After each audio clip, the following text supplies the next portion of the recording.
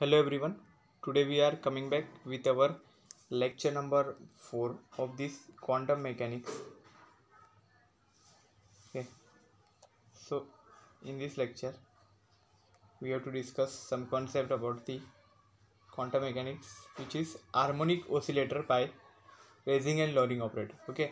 तो आज के लेक्चर में हम लोग ये रेजिंग एंड लोअरिंग ऑपरेटर ये एक्चुअल में हम लोग नहीं स्टडी करेंगे. हम लोग सिर्फ स्टडी करेंगे हार्मोनिक ऑसिलेटर वाला पार्ट. ओके. तो ये हार्मोनिक ऑसिलेटर क्या होता है वो सब आज के इसमें स्टडी करेंगे और उसका कुछ डेरिवेशन टाइप है तो वो कुछ देखेंगे. ओके. सो पहले समझ लेते हैं कि हार्मोनिक ऑसिलेटर ये एक्चुअल में कैसे सिस्टम है, क्या है इसका. ओके. पूरा डिस्क्रिप्शन पहले देखते हैं. तो फर्स्ट स्लाइड देखो, harmonic oscillator. What is harmonic oscillator? तो ये एक्चुअल में क्वांटम का कंसेप्ट नहीं है. मतलब ये जो हम पहले स्टार्टिंग में दिखा रहे हैं ना, ये पूरा पार्ट क्लासिकल का होता है. ओके. लेकिन इससे ही एक्चुअल में पता चलेगा कि हार्मोनिक ऑसिलेटर एक्चुअल में वर्क कैसे करता है. ओके. तो हमारे अलग अलग सिस्टम्स रहते हैं मालूम है. जैसे सर्कुलर कुछ जैसे हमारा सन अर्थ का सिस्टम हो गया. देन हमारा जो सिंपल पेंडुलम का सिस्टम रहता है ऐसा. ओके. जो पेंडुलम यहाँ से वहाँ ऐसे यहाँ पे ऑसिलेट करता है.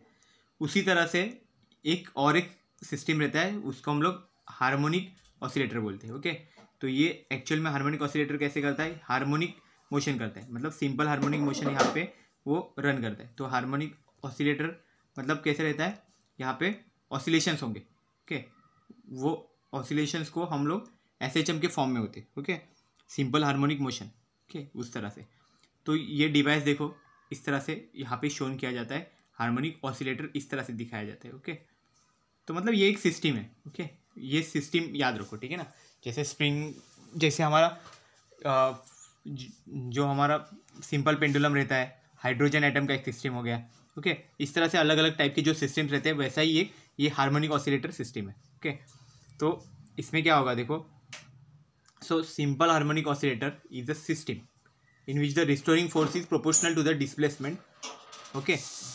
तो यहाँ पे क्या होगा, हमारा जो फोर्स है ओके उसमें रिस्टोरिंग फोर्स रहेगा जो एक्चुअल में हमारे डिस्प्लेसमेंट के साथ प्रोपोर्शनल रहेगा.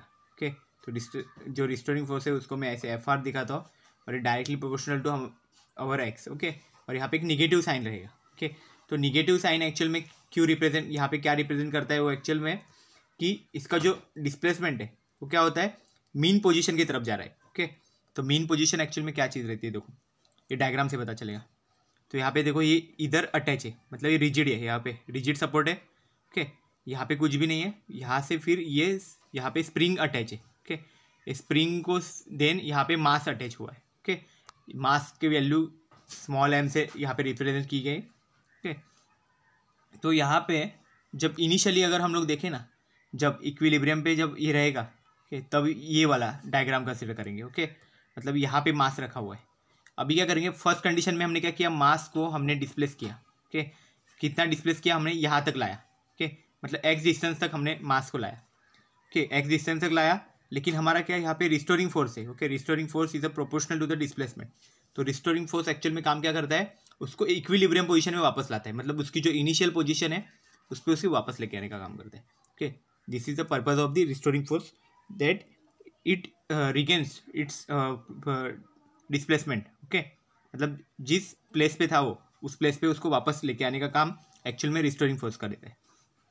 तो वो देखो यहाँ पे ऐसे दिखा हुआ है, ये फोर्स वापस इसको अप्लाई करता है और वापस उसको मीन पोजीशन में वापस लेके आता है. ओके. ऐसे हो गया. तो ये ऐसे ऑसिलेशंस करेगा वहाँ पे. ओके. आगे पीछे वापस जाएगा. तो ये वहाँ पे ऑसिलेटरी मोशन करेगा वहाँ पे. ओके.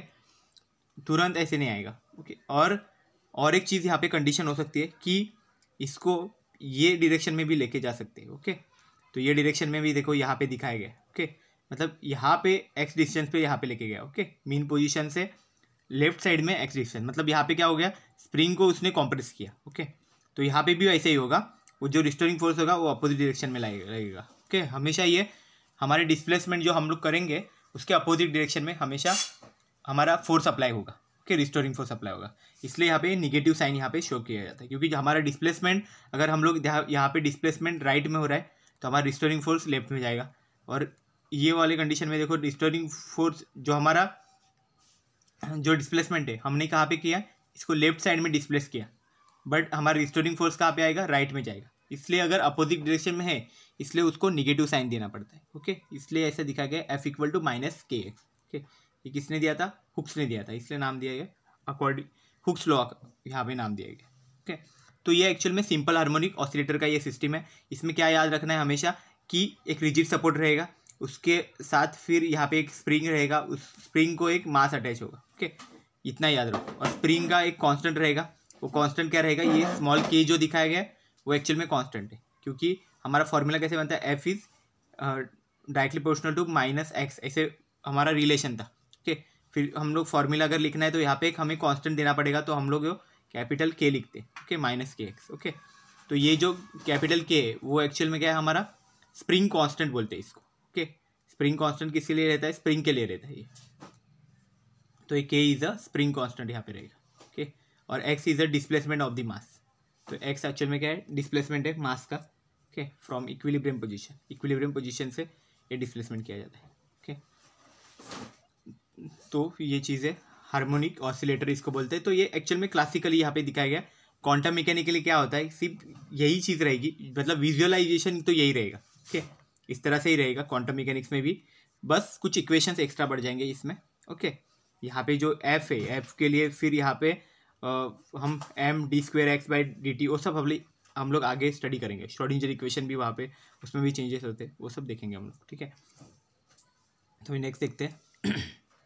तो ये भी देखो हार्मोनिक ऑसिलेटर, अभी क्वांटम के पॉइंट ऑफ व्यू से देखते हैं। ओके, ये पहले मैंने क्लासिकल के पॉइंट ऑफ व्यू से सिर्फ समझने के लिए दिया था, अभी क्वांटम मैकेनिक्स के पॉइंट ऑफ व्यू से देखते देखो एक्चुअल में हार्मोनिक ऑसिलेटर होता कैसे। ओके, तो देखो यहाँ पे क्या बताया, देखो दिखने में तो देखो सेम दिख रहा है, यहाँ पे भी वैसा ही दिया है। पहले क्या किया, देखो यहाँ पे दोनों साइड भी स्प्रिंग है, दोनों साइड एक रिजिड सपोर्ट दिया गया। ओके, फिर भी ये हमने क्या किया, देखो यहाँ पे डिस्प्लेस किया हुआ है, यहाँ पे x इक्वल टू 0 मतलब ये मीन पोजीशन है, यहाँ से इसको x पोजीशन पे डिस्प्लेस किया, और जैसे ही इसको डिस्प्लेस किया तो क्या होगा, यहाँ ये स्प्रिंग में एक्चुअल में कॉम्प्रेशन हो गया, और ये स्प्रिंग एक्चुअल में क्या एक्सपांड हो गई, वहाँ पे एक्सपांशन हो गया, मतलब दोनों अलग अलग चीज़ हो गई। ओके, यहाँ पे मतलब कॉन्ट्रैक्ट हो गया एकदम से। ओके, ये एक्सपांड हो गई एकदम से स्प्रिंग। ओके, दोनों में भी, लेकिन ये बाद में फिर मीन पोजीशन पे आएगी, मतलब ये क्या होगा, ऑसिलेशंस हो गए यहाँ पे बीच में ऑसिलेशंस होंगे, और ऑसिलेशन होने के बाद वो कुछ टाइम के बाद वो वापस मीन पोजीशन पे आ जाएगी। ओके, तो देखो क्या लिखा है, configuration of harmonic oscillator is depicted in figure, जो हमने अभी देखा वही। The classical equation of motion of a particle of mass m is given by Hooke's law. तो हुक्स लॉ ने हमें इक्वेशन दिया था, वो क्या दिया था, देखो f इक्वल टू माइनस के एक्स। तो अभी इसको देखो हमें क्वांटम के फॉर्म में लिखना है, क्वांटम के फॉर्म में क्या करना पड़ेगा, इसको f की वैल्यू चेंज करनी पड़ेगी हमें, मास इंटू एक्सेलरेशन रहता है ना।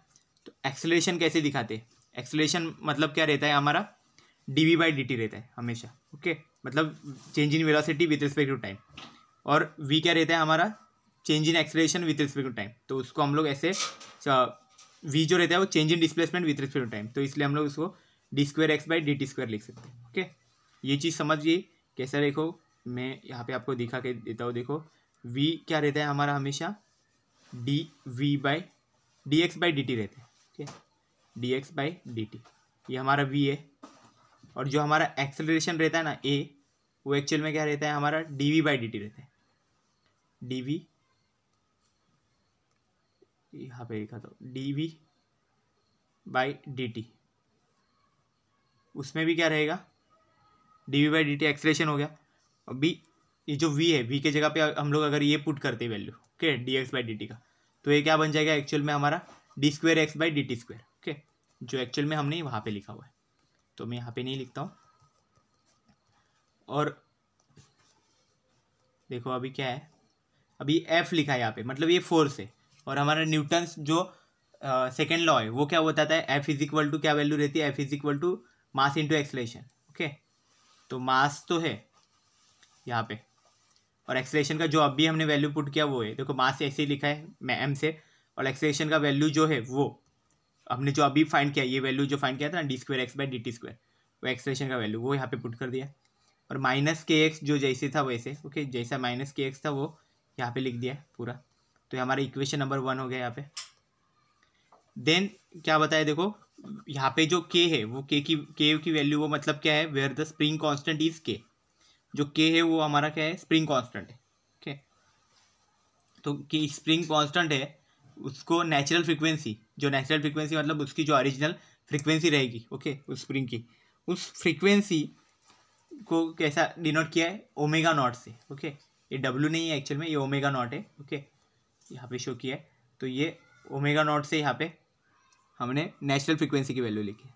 तो ये दोनों के बीच में एक रिलेशन है। ओके, ये के ओमेगा नॉट और एम के बीच में एक रिलेशन है। वो रिलेशन क्या है, देखो, omega not square equal to K by M, या फिर इसको ऐसे भी लिख सकते हैं कि K equal to m omega not square. Okay, K equal to m omega not square, कोई भी चलेगा, आपको जो याद रखेगा वो, दोनों का भी मीनिंग सेम ही है। ओके, तो यहाँ पे ये लिख सकते हैं।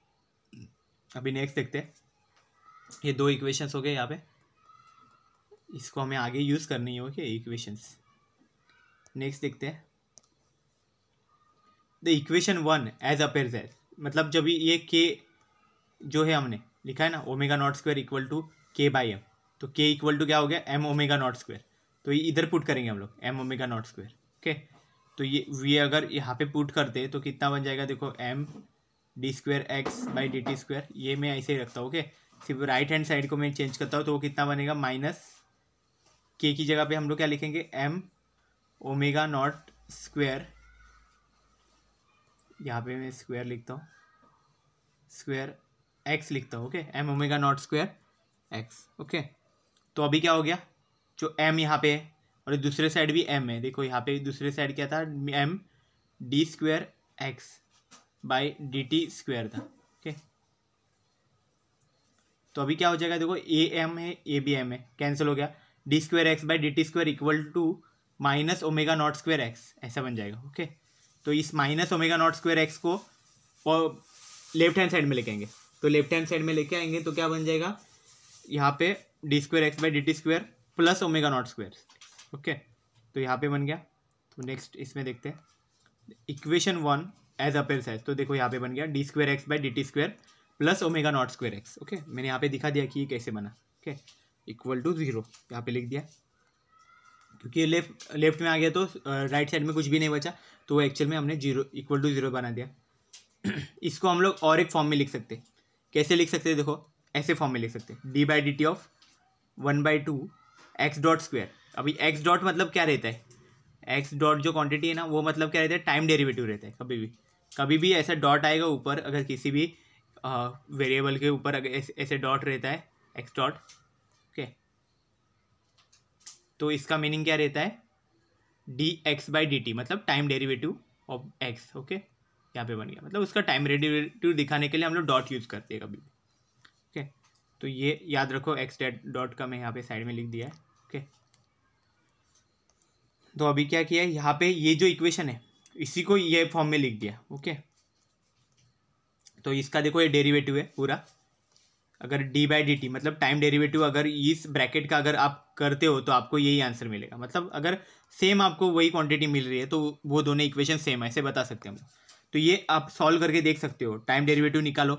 तो टाइम डेरिवेटिव देखो, पहले क्या है, एक्स डॉट स्क्वायर है, एक्स डॉट स्क्वायर का ये बाहर में 1/2 भी है। ओके, तो एक्स डॉट स्क्वायर का डेरिवेटिव क्या बनेगा, डेरिवेटिव एक्स डॉट स्क्वायर का बनेगा 2x। ओके, मैं यहाँ पे लिखता हूँ 2x बनेगा, लेकिन बाहर ऑलरेडी 1/2 है। ओके, ये 1/2 ये 1/2 कैंसिल हो जाएगा, तो ये कितना बन जाएगा यहाँ पे, नहीं, एक मिनट, ये देखो कैसे होगा, D square X by D T square, तो एक्स डॉट है यहाँ पे, तो एक्स डॉट का अगर आपको डेरिवेटिव निकालना है तो क्या होगा, 2 हो जाएगा, एक्स डॉट का डेरिवेटिव क्या होगा, एक्स डबल डॉट हो जाएगा। ओके, एक्स डबल डॉट मतलब कितना हो जाएगा, D square X by D T square. Okay, x double dot हो गया, बाहर भी 2 है, 2 से 2 कैंसिल हो जाएगा।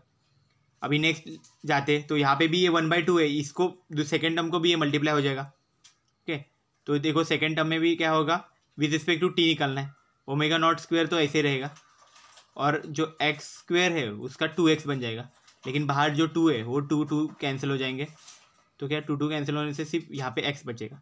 तो कितना हो गया, देखो, D square X by D T square plus omega not square X equal to 0, तो उतना ही हो रहा है, मतलब। ओके, कुछ चेंज नहीं हो रहा है, तो इतना याद रखो, एक्स डॉट का अगर आप डेरिवेटिव करते हो तो क्या हो जाएगा, वो एक्चुअल में नॉर्मल एक्स की तरह वो बिहेव नहीं करेगा, उसका डबल डेरिवेटिव बन जाएगा। जैसे आप, क्योंकि वो ऑलरेडी सिंगल डेरिवेटिव है, ओके। एक्स डॉट रख के मत करो इसको, ये वैल्यू पुट करो dx/dt इस जगह पे, ओके। उसके बाद उसका डेरिवेटिव करके देखो तो आपको मिलेगा आंसर बराबर, ओके। देन नेक्स्ट क्या है, अगर हम लोग ये देखो, ये एक्चुअल में डेरिवेटिव है इसका, ओके। इस ब्रैकेट का डेरिवेटिव है वो एक्चुअल में एक क्वांटिटी हमने फाइंड कर लिया अभी, ओके। इफ अगर इसका इंटीग्रेशन करते, by integrating one obtains the constant of motion, constant of motion मिलेगा अगर इसका इंटीग्रेशन करते। तो इंटीग्रेशन करने से क्या होगा, डेरिवेटिव एक्चुअल में क्या रहता है, इंटीग्रेशन का रिवर्स रहता है। तो अगर इस चीज़ का अगर मैं इंटीग्रेशन लेता हूँ तो क्या होगा, ये डेरिवेटिव की टर्म कैंसिल हो जाएगी और ये ब्रैकेट हमें आंसर में मिल जाएगा, ओके।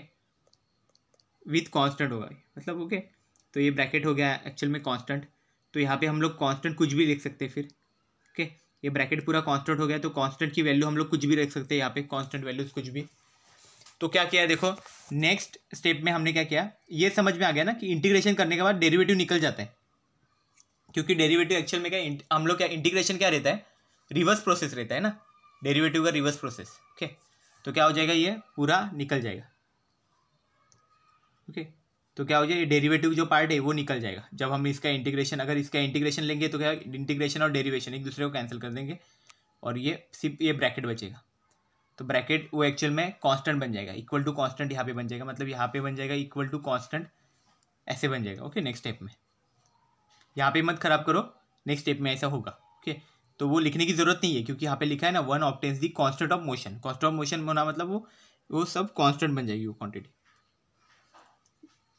देन नेक्स्ट क्या हम लोग बोल सकते हैं इसमें कि अगर ये कांस्टेंट है तो हम लोग इधर कोई भी कांस्टेंट लिख सकते हैं।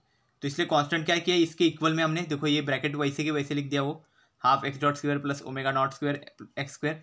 तो ये एक्चुअल में क्या है, ये कांस्टेंट है। तो कांस्टेंट के लिए हम लोग कुछ भी कांस्टेंट क्वांटिटी लिख सकते हैं।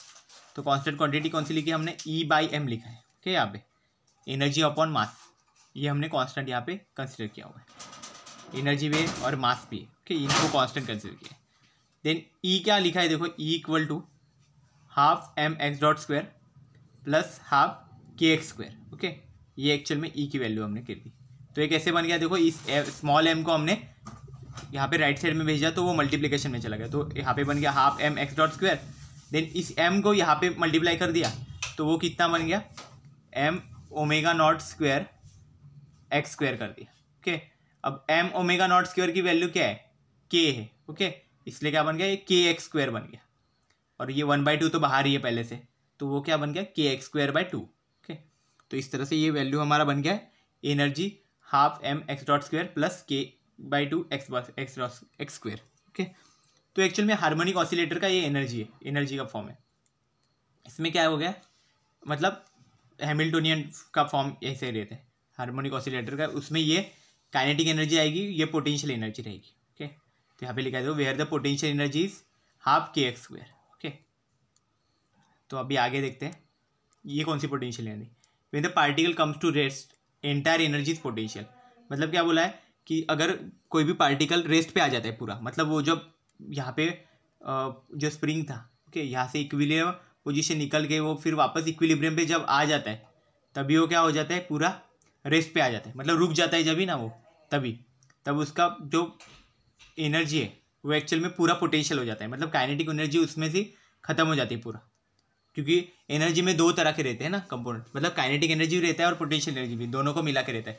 पर वहाँ पे जब रेस्ट पे आ जाता है ना तभी उसका काइनेटिक एनर्जी पूरी तरह से खत्म हो जाता है, सिर्फ पोटेंशियल एनर्जी रहता है। तो ये इसलिए यहाँ पे लिखा है k/2 x not square, okay. तो ये एक्स नॉट जो पॉइंट है उसका, वो उसका क्या है, इक्विलिब्रियम पॉइंट था ना, ओके। उसको टर्निंग पॉइंट भी बोलते हैं, ओके। क्योंकि ये टर्निंग पॉइंट क्यों बोला जाता है, क्योंकि इसकी पोटेंशियल एनर्जी ज़्यादा है, okay.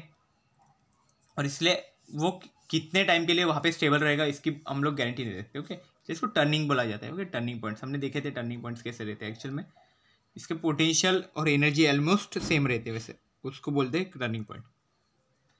For x square greater than x not square, okay. तो अभी देखो क्या बोला है कि ये जो टर्निंग पॉइंट्स होते हैं वो कहाँ पे आएंगे, देखो जहाँ पे एक्स स्क्वायर हमारा एक्स नॉट से ज़्यादा है, ओके।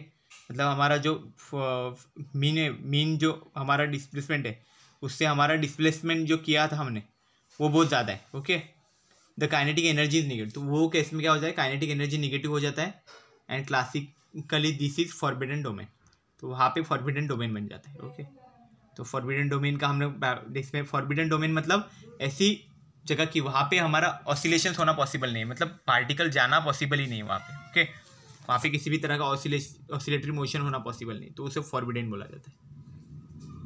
देन नेक्स्ट देखो क्या है, डायग्राम में यहाँ पे शो किया गया है फॉरबिडन डोमेन एक्चुअल में क्या रहता है। तो ये वाला रीजन देखो जहाँ पे हमारी एक्स की वैल्यू एक्स नॉट से बहुत ज़्यादा है। ओके, यहाँ पे भी एक्स नॉट से बहुत ज़्यादा है। ओके, तो एक्स नॉट देखो यहाँ पे दिया गया है, यहाँ पे प्लस और माइनस दोनों साइड दिखाया गया है। तो ये जो पार्ट है यहाँ पे दूसरा और यहाँ पे, तो ये पूरा क्या है हमारा फॉरबिडन रीजन है, वहाँ पे ऑसिलेटरी मोशन कुछ भी पॉसिबल नहीं है वहाँ पे। ओके, हमारे पार्टिकल मोशन होना पॉसिबल ही नहीं। ये हमारा वी का यहाँ पे दिखाया गया है। ओके, पोटेंशियल दिखाया गया half K x square. The turning points of the harmonic oscillator are at X equal to plus और माइनस एक्स नॉट। तो देखो ये दो हमारे टर्निंग पॉइंट्स है, मतलब इसके आगे फॉरबिडन रीजन है, ये बीच में जो रीजन है वो सिर्फ अलाउड रीजन है। Okay, where half K x not square equal to E, मतलब ई की वैल्यू यहाँ पे दी हुई है, तो ई की वैल्यू क्या है, half K x not square equal to E. Okay, अभी हमारा जो तो kinetic energy, okay, total energy कैसा रहता है, E equal to T plus V रहता है, मतलब kinetic energy plus potential energy. पर अभी हम लोग क्या सिर्फ काइनेटिक एनर्जी देख रहे हैं, तो क्या होगा काइनेटिक एनर्जी के लिए ई माइनस वी बनेगा यहाँ पे, ये केस में ई माइनस वी बनेगा, और इसलिए के बाई टू क्या बनेगा, एक्स नॉट स्क्वायर माइनस के एक्स स्क्वायर। तो ये कैसे आया एक्चुअल में ई माइनस वी, तो ये यहाँ पे देखो यहाँ पे ई का वैल्यू है, उसके पहले के इक्वेशन में वी का वैल्यू था, तो दोनों का भी यहाँ पे ई माइनस वी किया है, तो तब हम जाके हमें क्या मिला यहाँ पे, ये के by two x not square minus x square बन गया। ओके, तो ये केस में क्या हो जाने वाला है, हमारा एक्स ज़्यादा है। ओके, एक्स नॉट से हमने बताया ना एक्स हमारे एक्स नॉट से ज़्यादा होगा, तो वहाँ पे क्या बन जाएगा, हमारे जो काइनेटिक एनर्जी की वैल्यू है वो निगेटिव बन जाएगी। Okay, T less than zero वहाँ पे बन जाएगा। तो ये एक्चुअल में वैसे वो रीजन में फॉरबिडन रीजन हो जाता है, पॉसिबल नहीं होता है। The Hamiltonian of a particle of mass M in the potential is. तो अभी देखो नेक्स्ट जो है उसमें क्या देख रहे हैं हम लोग, हैमिल्टोनियन दिया हुआ है यहाँ पे, पार्टिकल का मास दिया हुआ है, पोटेंशियल बताया गया है यहाँ पे कितना है, और अभी देखो क्या होगा, यहाँ पे लिखा है देखो टोटल एनर्जी, तो कितना है हैमिल्टोनियन यहाँ पे कितना बताया, P square by two M plus half K x square, क्या भी K by two X square. Okay, half K x square बोलेंगे तो भी चलेगा, ये भी चलेगा। ओके, तो ये जो है के बाई टू एक्स स्क्वायर वो एक्चुअल में क्या है, हमारा जो पोटेंशियल बताया था हमने, जहाँ पे काइनेटिक एनर्जी पॉजिटिव है वो वाला पोटेंशियल, तो ये इतना आता है। The corresponding Schrodinger equation appears as, तो वहाँ पे श्रोडिंजर इक्वेशन अगर हम लोग लिखे तो वो हमें ऐसे मिलेगा, minus H cross square by two M डो स्क्वायर साई बाई डो एक्स स्क्वायर, ओके, प्लस कितना होगा के बाई टू, मतलब half K x square psi, okay, psi मतलब हमारा वेव फंक्शन है, equal to E psi. Okay, तो ये भी हमारा श्रोडिंजर इक्वेशन हो गया, टाइम इंडिपेंडेंट श्रोडिंजर इक्वेशन। तो अभी क्या होगा, जहाँ पे हमारा क्लासिकली एक्सेसिबल रीजन है, मतलब जो बीच का रीजन था वो, ओके, तो उसके लिए पहले देखें in the classically accessible domain E, वहाँ पे क्या हो जाएगा हमारा half K x square greater than half K x square, मतलब इतना पोटेंशियल एनर्जी से ज़्यादा होगा। ओके, हमारा जो टोटल एनर्जी रहेगा वो, ओके, क्योंकि यहाँ पे हमारा काइनेटिक एनर्जी भी है और पोटेंशियल एनर्जी भी है, इसलिए वहाँ पे ई हमारा ज़्यादा रहेगा। एंड दिस श्रोडिंजर इक्वेशन में भी रिटर्न है, तो श्रोडिंजर इक्वेशन को हम लोग ऐसे फॉर्म में भी लिख सकते हैं, psi X X equal to minus K square psi. तो ये जो एक्स एक्स है ना, वो सब्सक्रिप्ट दिया हुआ है नीचे, वो एक्चुअल में क्या रिप्रेजेंट करता है, double derivative. Okay, double differentiation represent करते हैं। हमने ये लास्ट लेक्चर है उसके पहले के लेक्चर में हमने ये देखा था। Okay, Sai X x actual में कैसे रहता है, एक डेरिवेशन में हमने ये इंक्लूड किया हुआ, आई थिंक लास्ट लेक्चर के इसमें, ओके, साई एक्स एक्स का, तो वही चीज़ है। देन ये जो वैल्यू है के स्क्वायर की, इसको हम लोग अगर पुट करते हैं यहाँ पे, ओके, और साई को हम लोग निकाल देते हैं, सारे साई जो है वो एक साइड होके निकल जाएंगे पूरे। ओके, और फिर हम लोग क्या करेंगे, ये जो वी है इसको हम लोग दूसरी साइड भेज देंगे। ओके, वी की वैल्यू, तो ये क्या बन जाएगा, देखो ये माइनस के स्क्वायर है, यहाँ पे माइनस है, इधर भी माइनस है, तो माइनस माइनस कैंसिल हो जाएगा, तो X cross square K square by two M equal to E minus के अंदर फिर ये वैल्यू आएगी। ओके, राइट साइड ले लिया ना, इसलिए वो माइनस हो गया, के half K x square. Okay, तो ए एक्चुअल में क्या है, हमारे टोटल एनर्जी में से ये माइनस हो रहा है। टोटल एनर्जी तो ज़्यादा वैल्यू है यहाँ पे दिया है, देखो टोटल एनर्जी हमारे पोटेंशियल एनर्जी से ज़्यादा है, तो ये वैल्यू हमेशा ग्रेटर देन जीरो ही बनेगी। ओके, और ऐसे केस में क्या होगा, हमारा वेव फंक्शन एक्चुअल में क्या होगा, ऑसिलेटरी होगा इस डोमेन में। ओके, क्योंकि एक्सेसिबल डोमेन है ना, तो इसमें पॉसिबल है। और यही चीज़ हम जब भी अगर फॉरबिडन डोमेन के लिए करेंगे ना, तो वो पॉसिबल नहीं होती। वो कैसे होता है देखो, क्योंकि वहाँ पे क्या हो जाएगा, ये चीज़ चेंज हो जाएगी दूसरे डोमेन के लिए। ओके, साई एक्सेस की वैल्यू हमने माइनस के स्क्वायर यहाँ पे लिया ना, वहाँ पे हमें प्लस के स्क्वायर लेना पड़ेगा, फिर वहाँ पे हमारी काइनेटिक एनर्जी भी निगेटिव हो जाएगी, वो देखते हैं आगे। ओके, तो देखो यहाँ पे क्या है, इन द क्लासिकली फॉरबिडन डोमेन, जहाँ पे मतलब फॉरबिडन था ना, ऐसा जो डायग्राम बनाया था देखो यहाँ पे, तो उसमें फॉरबिडन डोमेन भी रहता है। ओके, तो फॉरबिडन डोमेन जो था ना, तो उसके लिए क्या होगा, देखो वहाँ पे क्या होगा, एक्स स्क्वायर तो greater than x not square ही है वहाँ पे। ओके, एक्स स्क्वायर का वैल्यू एक्स नॉट स्क्वायर से ज़्यादा है वहाँ पे, मेन तो वो है। ओके, तो इसलिए हमने देखा था ना, वो डायग्राम में ऐसा था, यहाँ तक यहाँ था, तो जो ये वाला पार्ट था यहाँ पे क्या था, एक्स नॉट था, इधर भी एक एक्स नॉट था। ओके, और एक्स नॉट से ज़्यादा इधर होगा और इधर होगा, पॉजिटिव में निगेटिव में दोनों जगह पे। ओके, तो ये चीज़ होगी, तो वो फॉरबिडन रीजन होगा वो सब। ओके, और यहाँ पे क्या है देखो, यहाँ पे भी एनर्जी यहाँ पे क्या ग्रेटर है के एक्स स्क्वायर से, हाफ के एक्स स्क्वायर से, एंड दिस श्रोडिंगर इक्वेशन में भी रिटर्न है। बट यहाँ पे क्या है, अभी डबल डिफरेंशिएशन का हमें वैल्यू चेंज करना है, तो यहाँ पे हमने क्या किया है देखो, psi X is equal to K square X psi. ये केस में क्या होगा, हमारा जो काइनेटिक एनर्जी है ना, वो निगेटिव आ जाता है। यहाँ पे कैसे आता है वो देखते हैं। देखो, तो अगर ये पुट करते हैं वैल्यू हम लोग, ओके, तो क्या होगा, H cross square by 2m के स्क्वायर हो जाएगा यहाँ पे। ओके, तो के स्क्वायर यहाँ पे क्या होगा, एक्चुअल में पहले से माइनस रहता है ये वैल्यू। ओके, तो माइनस को निकाल के हमने दूसरे साइड भेज दिया, तो इसलिए हमारा जो ई था वो एक्चुअल में माइनस में हो गया, और जो हमारा हाफ के एक्स स्क्वायर था वो यहाँ पे चला गया। ओके,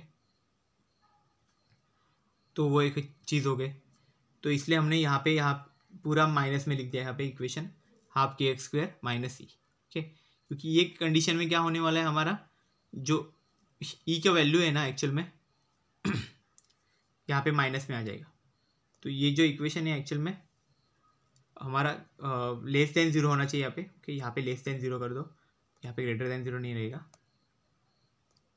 यहाँ पे चेंजेस करो थोड़ा, ग्रेटर देन जीरो या लेस देन जीरो आएगा। ओके, ये जो हमारा पार्ट है वो एक्चुअल में लेस देन जीरो वाला पार्ट आ जाएगा यहाँ पे। Okay, so the wave function is non oscillatory in this domain. Okay, इस डोमेन में एक्चुअल में वेव फंक्शन नॉन ऑसिलेटरी रहेगा। क्यों रहेगा वहाँ पे, क्योंकि जो काइनेटिक एनर्जी की वैल्यू है, ओके, वो एक्चुअल में निगेटिव बन जाएगी यहाँ पे। ओके, काइनेटिक एनर्जी की वैल्यू अगर निगेटिव है तो यहाँ पे एक्चुअल में पॉसिबल ही नहीं है यहाँ पे कोई पार्टिकल ऑसिलेट करना। ओके, हमने लास्ट लेक्चर में भी देखा था कि कैसे होते हैं। ओके, तो इसी तरह से रहता है, ये इसके साथ सिर्फ कंपेयर करो। ओके, ये इसके देखो ई माइनस वी था, यहाँ पे वी माइनस सी करते सिर्फ। ओके, और वो लेस देन जीरो वैल्यू बनेगी वहाँ पे। ओके, काइनेटिक एनर्जी की जो वैल्यू बनेगी वो लेस देन जीरो रहेगी यहाँ पे। तो लेस देन जीरो है मतलब वो क्या हो गई, एक्चुअल में निगेटिव वैल्यू हो गई। निगेटिव वैल्यू मतलब वहाँ पे नॉन ऑसिलेटरी मोशन रहेगा वहाँ पे, मतलब ऑसिलेशंस वहाँ पे पॉसिबल नहीं है। Okay, so this is all about the harmonic oscillator. अभी नेक्स्ट हमें उसमें रेजिंग एंड लोअरिंग ऑपरेटर्स वो भी देखने, वो पूरा डेरिवेटिव पार्ट है, डेरिवेशन पार्ट है मतलब, तो वो नेक्स्ट लेक्चर में ही देख लेंगे। Okay, so I hope you have cleared all these things about the today's lecture. Okay, so thank you very much.